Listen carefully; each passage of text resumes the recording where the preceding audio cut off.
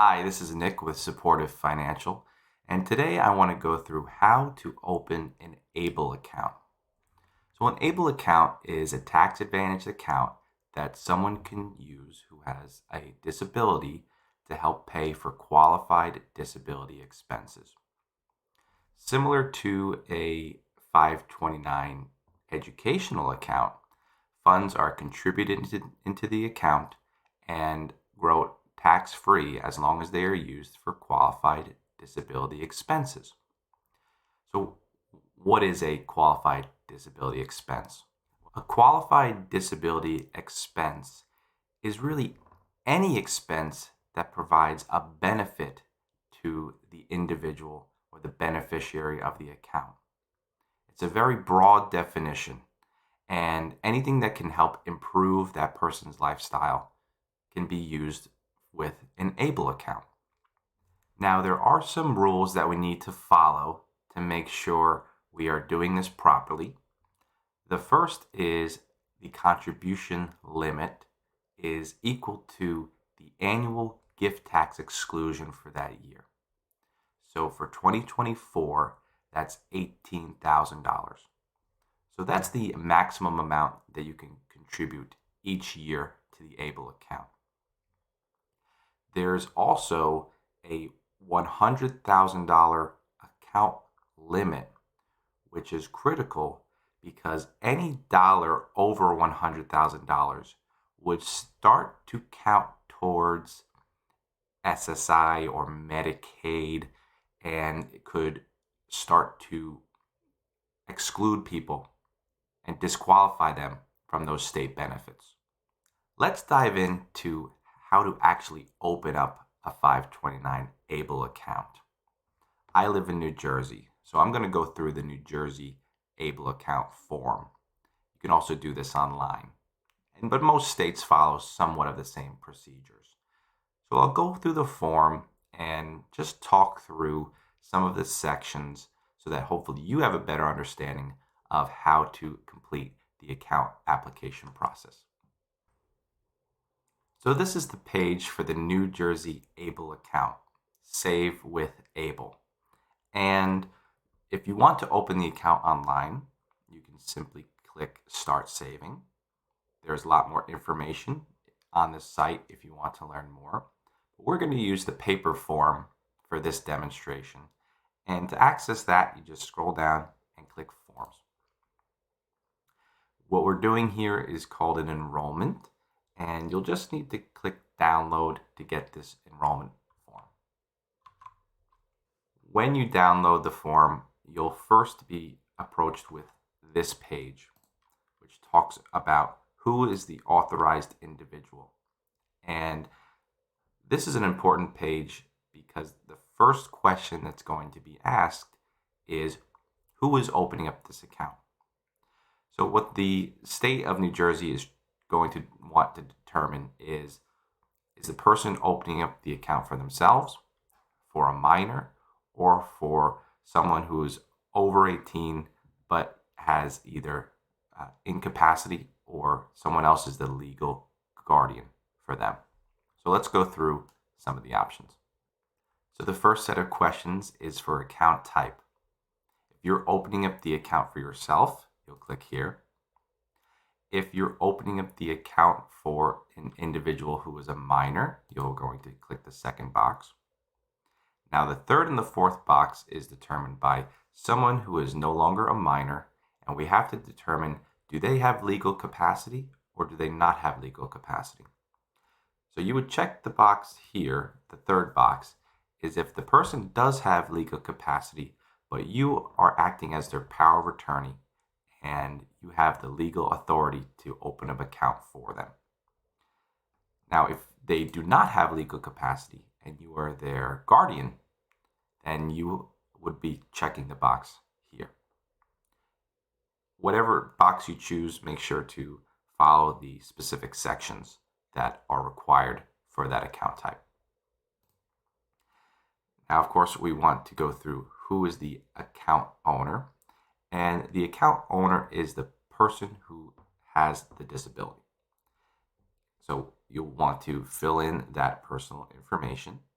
So the account owner's identity verification section does not apply first to minors, but for anybody over 18, you'll need a driver's license or a state-issued ID card to use the checking feature on the account. If you do not have that driver's license or an ID card, you won't be able to use the checking option. You'll still be able to open the account, but you won't have a debit card that sometimes helps when actually using the funds. So if you do have an ID card for the individual, this would be where you would input that. Then we take a look at what is the account owner's disability code. Go through here and click whichever applies to your beneficiary for this account. But you do not need written diagnosis. You do not need any doctor's notes for this. This is really a self-proving type form. Now, it's always good, and I'm sure you already have all of the records for any type of diagnosis, but the state of New Jersey, when it comes to this ABLE account, we do not need written information from the doctor. As we go through and look at what's the basis under which you're eligible for this ABLE account, if you are receiving SSDI or SSI, you are automatically eligible for an ABLE account. There's also a list of what's called compassionate allowances from the Social Security website. You can see this is the page for that list. Or if we have a specific doctor diagnosis, we can click this, but we do not need to submit the actual paperwork for that diagnosis. Now, this section is for the authorized individual. So this would be the parent or legal guardian of the person who is managing this account for the account owner. So this is where you would put the parent's information or the legal guardian's information and fill out all of this as you normally would. The following section here is just detailing of why do you have legal guardianship, or why you have the legal capacity for this person, and you'll want to select all that apply. You can select multiple of these checkboxes. For the email address section, this would be who wants to receive communications about the plan in general from New Jersey ABLE account. So input whoever email you think would be best for that. Then we come down to the investment option section. So there are really two parts of this ABLE account. There's the investing side and there's the checking account side. So the investing side, here are some different options. I'm not making any specific recommendations, but you can talk to your family or your advisors on which option is best for you. But if you choose also to add a part of the checking option, there is the availability for a debit card, and sometimes that provides a feeling of independence for the person who has a disability. They have their own debit card that they're using, just like a credit card or anyone else who would have that type of payment method.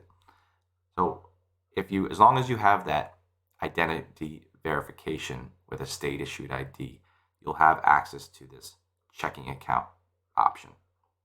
And even if you want, you can have a checkbook. It might help with paying certain bills. Now we get to the contribution method, or how we're actually going to fund this account. Several different ways here. Of course, checks made payable to NJ ABLE plan. You can set up reoccurring contributions, but just keep in mind the annual gift tax exclusion amount for that year. So this year would be $18,000. So we don't want to go over that. So if you're doing a recurring contribution, keep that in mind. You can even do some payroll direct deposits, which might help make it much easier to stay on a savings plan. You can do electronic funds transfer and provide the banking information. You can also roll over from a different state's ABLE plan to the New Jersey plan.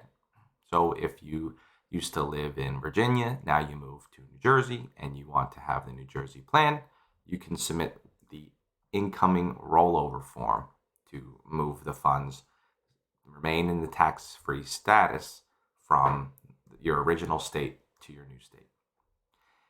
And then what's a great feature for a 529 ABLE account is that if you have funds in a 529 educational account, you can move money from a 529 educational account to a 529 ABLE account.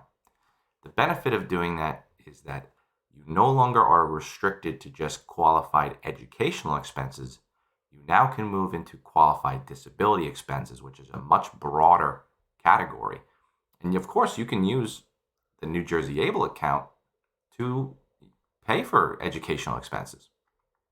So this would be a great vehicle if maybe you set up a 529 plan account many years ago and now you want to fund an ABLE account. You can look at doing the rollover form. The rest of the form really is just signatures and some just general information about kind of how you heard about the 529 plan account. Hopefully you found this video helpful. A 529 ABLE account is a great way to help pay for qualified disability expenses for someone whose disability started before age 26. There's tax advantages, but we want to make sure we follow all of the rules associated with this account. As always, I'm available if you have any questions, and thank you for watching.